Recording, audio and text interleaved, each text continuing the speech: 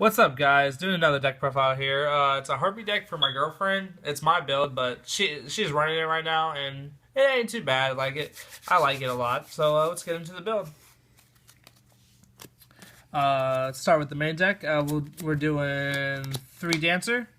Dancer's like the main key to this deck, just to get the Hunting Ground boosted going.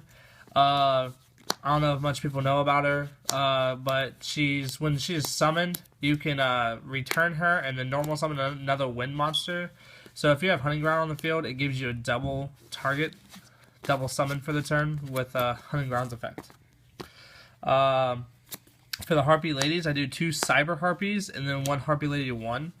A lot of people don't know this, but this is all considered 1 Harpy. You can't have more than these. But I like her because she's just an 1800 beater, and she's searchable with Elegant Egotist. And Harpy Lady 1 gives up all wind monsters 300 attack, so it's more of the boost. So I like it. I like it that way. The Hunting Ground Searcher, 3 of the queens. She's just great. She's a 1900 beater. She can be discarded to bring a Hunting Ground to your hand. So if you don't have one, it sets up for more of the back row destruction, or especially when you're facing Cleese. Yeah.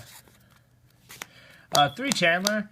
She's the one that really I like her engine. She's the rank 7 engine, or even the rank 4s if you really want to go into it, but you want to go to rank 7s first. Her ability is you can discard 1 Harpy card from hand and special summon 1 Harpy monster and face up defense. And if it's a level 7, which most of the time you go for Pet Dragon, but if you don't have it, or if he's in the graveyard or in your hand, which is shitty. But she turns to a level 7, so you can overlay for level 7s. There's no points of not running all these Harpies at 3, because of you need the fuel to all the Hunting Grounds, to all her abilities, just anything.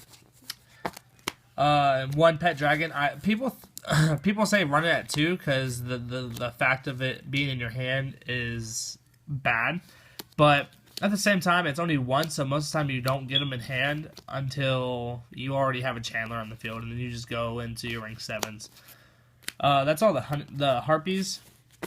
The other monsters, we have Zerathos, the elite. He's just good because of his ability. When he's in the graveyard, you can return 1 face-up card on the field, and he can be special summoned back, but you take 400 damage, which it's a level 4, 600 beater, and he's just good. He just really is.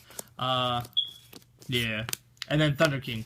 Thunder King, great early games, terrible late games, just saying. Especially with this deck. With the ability of searching and everything else and adding the hand. The monster count, we have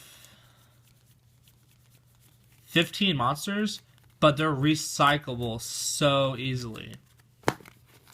Onto the spells. Mandatory 3 Hunting Grounds. The main good card right now with it.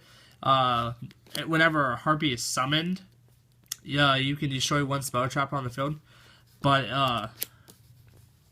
and it gets all wing beast monsters 200 attack, so it's really good. I like it.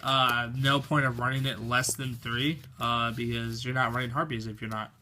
The other engine, Hysteric Sign, really good. When activated, you add 1 Elegant Egotist from your hand, from your deck or your graveyard to your hand, and then once it's destroyed, you can add up to 3 Harpy cards from your deck with different names to your hand. So it basically gets your engine going. You can honestly target it with your Hunting Ground. So you have Hunting Ground on the field, you bring this out, get Elegant Egotist, activate Elegant Egotist, special summon a Harpy, destroy it. You get your search at the end of the turn, and it's just great. It just really is. Great engine.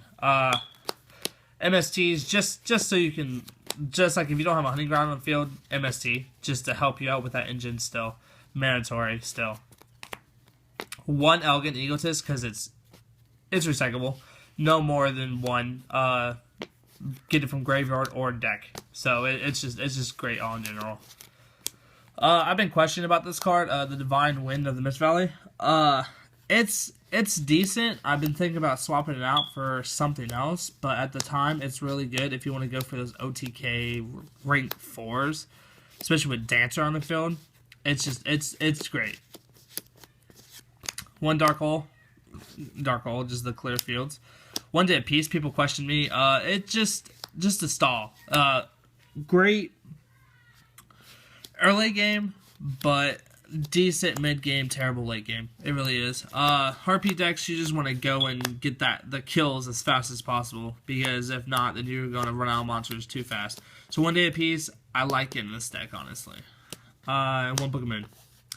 The spell count we have.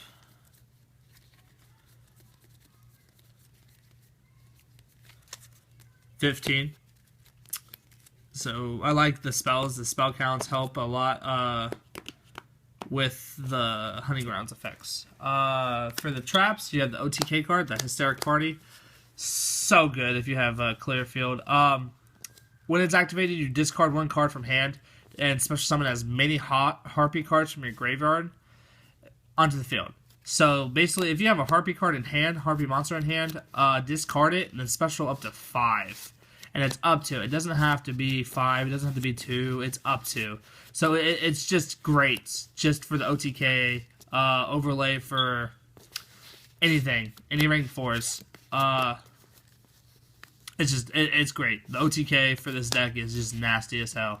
And the best, especially if you're facing Cleese, have Hunting Ground on the field. You just destroy their whole wall. You destroy, even do their sacrifice, even though it's at 1, so it's not a major hit. Destroy their scout, their carrier, whatever you want, and just go for game, honestly.